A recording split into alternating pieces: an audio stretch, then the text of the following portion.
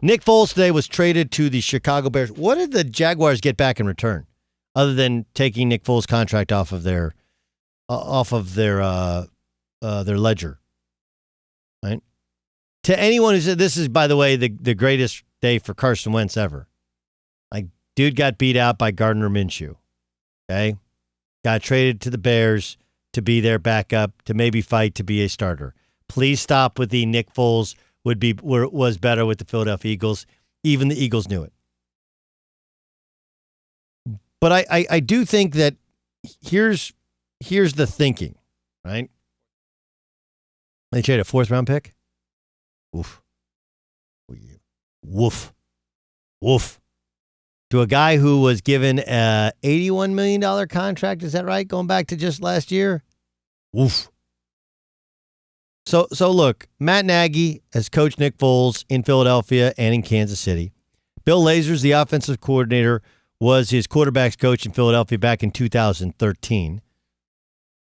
And Flip, that's John DeFilippo, was the offensive coordinator last year in Jacksonville. He's now the quarterback coach of the Bears. Telling you right now, he's going to be their starter. You don't have that many guys who are in your corner who have seen you perform, who bring you in, who swear by you, and you don't get a shot. Right? And the reason that they hadn't come off of Mitch Trubisky is, like, look, part of it was they were pot committed to Mitch Trubisky. Part of it was they had to find the right fit. And the right fit is a guy who knows the system, who has a rabbi in the room. He's got 3. Nagy, Lazor, and DeFilippo. All have worked with and seen success with Nick Foles. But Nick Foles is Nick Foles. Golly, that's the dumbest thing. You've been quarantined too long. You don't know what you're talking about. Actually, I do. Like, Nick Foles is among the best guys in sports. Right? Just a good human being. Legit good human being. He's a good leader.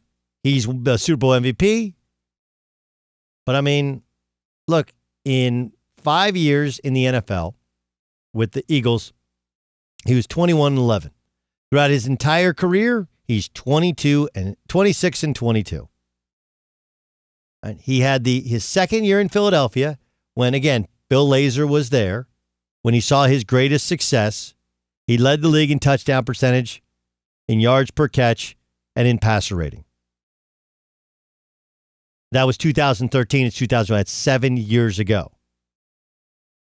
We go back a couple years ago, he had the magical run with the Eagles. But what's interesting about the Eagles and the magical run in the Super Bowl, it's like people forget these were his numbers in his 2 regular season starts after Carson Wentz got hurt.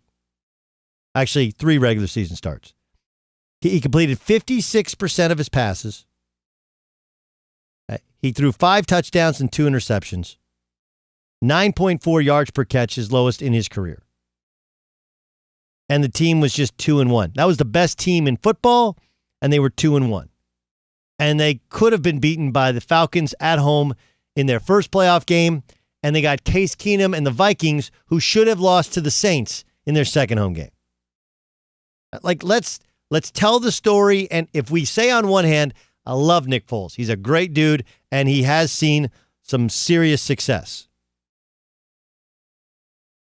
We should also point out that, I mean, Julio Jones comes down with the ball in bounds. They lose after a bye, and he hadn't played well yet with the Philadelphia Eagles in a stacked roster.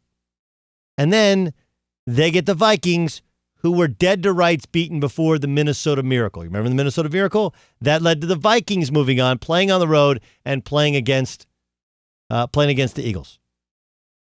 This all happened. This is all real. I'm not making any of this up. When you're consistently inconsistent, you're actually consistent. That's what Nick Foles is. He's up, he's down, because he's a really good backup. He's a really good guy. And in this system, he can be the best version of himself but it's not like he's a superstar.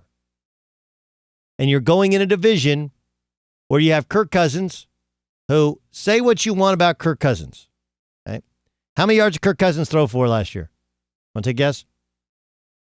And by the way, I don't know if anybody knows this. Do you guys know that Nick Foles has never started more than 11 games in a season?